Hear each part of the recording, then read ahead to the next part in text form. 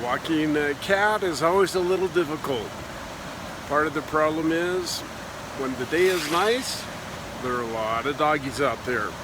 So we have to be really careful. You can say you're walking your cat, but in my case, with my little Bengal of about 5 years, she kind of walks me.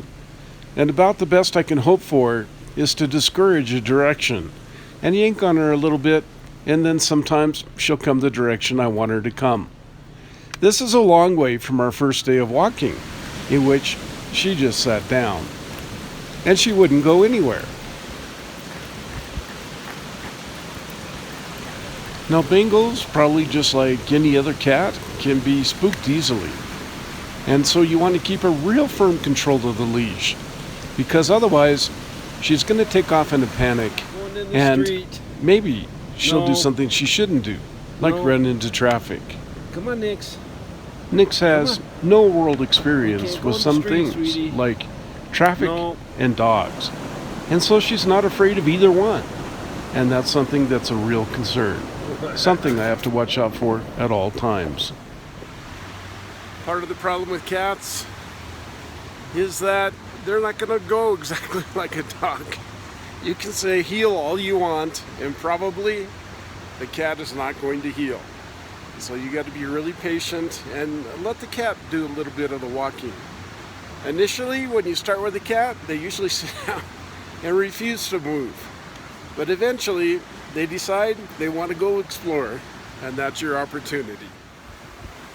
So the commands that I use fairly successfully are, come on, and that kind of gets her moving sometimes, not always. The other command I use is, good girl, when she's walking along with me and doing good things.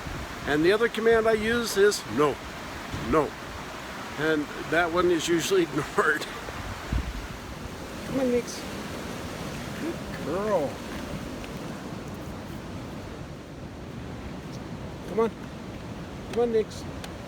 Come on. Come on. Come on, sweetie. Good girl. Good girl. Good girl.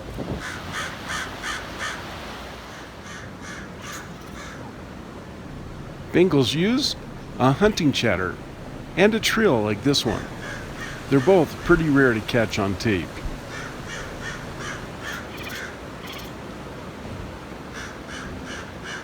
She's talking to the crow, who is harassing her in the tree. Come on, Nix.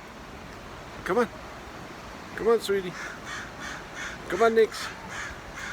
Come on. What I find works for me really well is when she does something right, I really praise her. Good girl. Come on, sweetie. But you have to really give her some autonomy. Come on, sweetie. Come on. The other thing, unfortunately, that you have to keep in mind is that your cat will attract a lot of attention. Everybody loves Nixie, and so they all want to pet her. What happened to social distancing? It's not that they get close to me, it's that they pet Nixie, and then I pick her up and I groom her, and then we're back to the same problem. The other thing is, you never want to put a dog collar on a cat. They have a very sensitive trachea, easily crushed, so the attachment is always from the back and puts pressure on her torso instead of her neck. I always look for the chance to let her off the leash completely. This is her natural state. And this time, the beach in Oregon was a perfect opportunity. You always want to know if the cat is keeping track of you. And so it's always refreshing when she comes back to say hello. Wow. Wow. Wow. A new Bengal kitten rolls off the line at around $5,000. A 4-year-old Bengal cat has almost no value. So if you really want a Bengal and you don't have the resources for a baby Bengal, why not contact the Bengal Cat Rescue? Now, these cats come out of a variety of situations. Most cats come out of wealthy homes, and sometimes the owners have just had it with the antics of a Bengal. Other times, there's a competing cat that is making the first cat or unwanted cat difficult to home. Other times, there are urination problems sometimes, the owner has died, or sometimes the cat is acting out. Older cats are specifically difficult to rehome at a time when they need someone the most.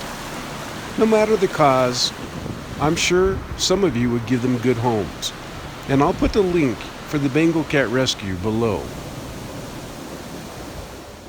I'm planning on doing a cat travel video soon, and if you like this video, please press like, and of course, share and comment. I read every one of your comments. And if this is your first time here, be sure to subscribe. Well, this is Tim Painter for the van life, for the cat life. We'll see you soon. Bye-bye.